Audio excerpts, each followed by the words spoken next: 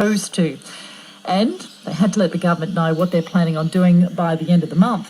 How close is council to making a decision? More on that in just a moment. Has just under 1 month to let the Queensland government know what it's going to do about water, if it's going to split from Allconex and take back control of pricing and distribution. Premier Anna Bligh said back in April that South East Queensland councils could split from their water providers if they wanted to.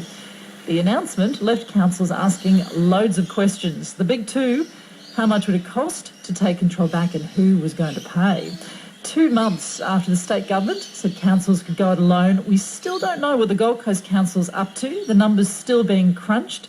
Local community action group Disconex is petitioning the state government to give total water control back to council, pricing and distribution as well as infrastructure. So how confident is the group that council will opt for the split?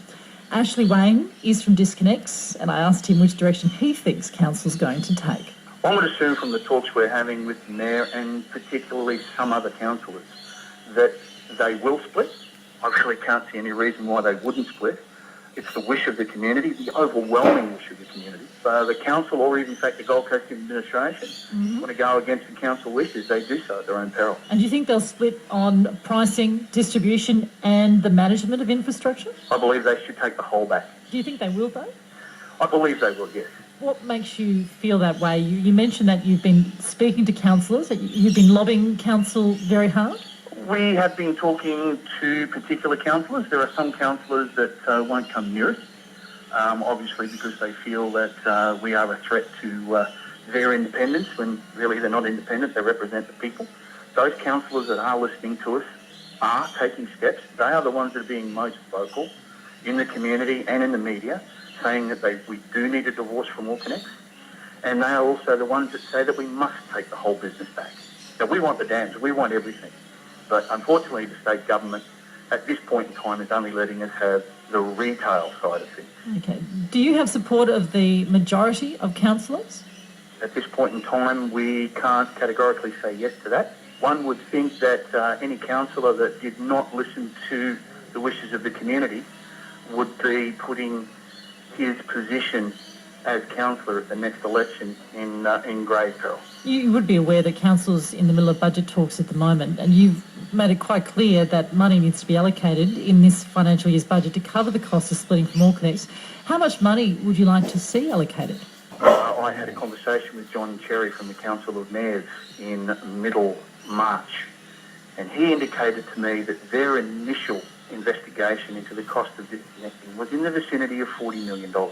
Suddenly we're starting to talk 80, 90, 100 million, and some people are even saying it could be even more expensive.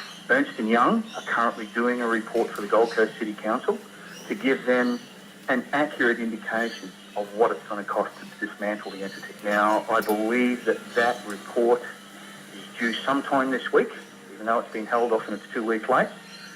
And I am currently talking to councillors, and I'm about to talk to one of the administrators, one of the admin from council, and to see if we can get that report made public as soon as possible. A split could have a big impact on council's budget for next year, and there is a chance they could be paying for ratepayers in other areas if money is spent separating from Allconex. How do you then justify the need for council to potentially spend big bucks on taking control back? What's the cost if we leave Allconex there? It's now or never. If we don't take control back, we are leaving Allconex to be, perhaps in the future, sold off to privatisation. Now, the current chairman of the board of Allconex is also the chairman of our electricity board. Is anyone out there happy with the way electricity prices are at the moment? In 5 years, we've had a 60% increase, controlled by Mr Dempsey. What's our water going to be like in 5 years? This is the first step, and we must take it. There's no alternative.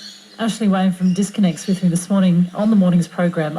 Ashley, your group has been very vocal. Will you be running any candidates at next year's local government elections if you feel that ratepayers' interests have not been adequately addressed? We have no political aspirations at this point in time, but if we're not happy with the way things are going, we, like other community groups, will certainly be taking every step possible to make sure that the councillors that represent the people of the Gold Coast come from the people of the Gold Coast and have the people of the Gold Coast as a first priority.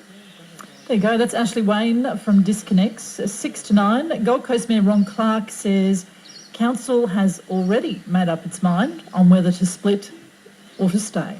Council's already made that decision to split from Orcanex. It's really, if we're going to do anything, we have to reverse that decision if we weren't going to do it. The only problem we have is ramification of the costs. In other words, can the community absorb the costs that this may create? And the Act has not been finalised yet, but the ministers are saying not only do you incur the costs of this disestablishment, but you will incur the costs of the other two councils who may have wanted to continue with Orcanex, and their future costs as far as making a loss with their water distribution with sewage and so on, the retail part of it. What are your bank counters saying to you? But that's an open-end checkbook. I mean, it gives Logan and Redlands to say, well, next 10 years we can cost anything we like, or we can put any charge we like against our water because Gold Coast ratepayers are going to pay for it. We have to sort that out. We're not saying it's going to happen. That's what the minister's saying. They're trying, after allowing us to split, they are now saying, well, it's going to be difficult. We've got to make it as difficult as you possibly can. So the principle is, yes, we want to. We really can't continue as it going in the past. Something has to be done about it. We want to know what the costs are, and so we can put that straight before. And that's what, as Ashley mentioned, that's a given. We also all need to know what that cost will be. We're going to have to take some of that on board, we know. But if it's going to be outrageous, then we're going to have to fight that. I just find that point extraordinary. So what you're saying is if Logan and Redlands say we don't want to split, have you had any indication from them as to which way they are going to vote? No, well, I mean, they've been encouraged by the Minister, of course, not to split and to sit back and wait for us to make a decision and then jump in and say, OK, you pay for us too. But encouragement from the Minister is one thing. Logan and Redlands are their own councils. They're a separate level of government. If they're going to sit back and await our decision and then say, OK, you pay for us our water for the next 10 years or so. What exactly would the Gold Coast ratepayer be paying for? The cost any loss made by them operating that water service in Logan or in Redlands. That's been the warning we've got, and that is unacceptable. So how do you sort that out? Well, get a better clarification from the Minister or see what they put in the Act. We need to know what the Act is going to be. I can't believe that that's going to be a fact. It's just an open check, but you can't make legislation that way. So when are you hoping to have that finalised? Have you organised a meeting with the Minister? We've got a report coming from the CEO, as everyone knows, that's based on the Ernst & Young analysis of the situation. The three councils hired Ernst & Young to do an analysis of the immediate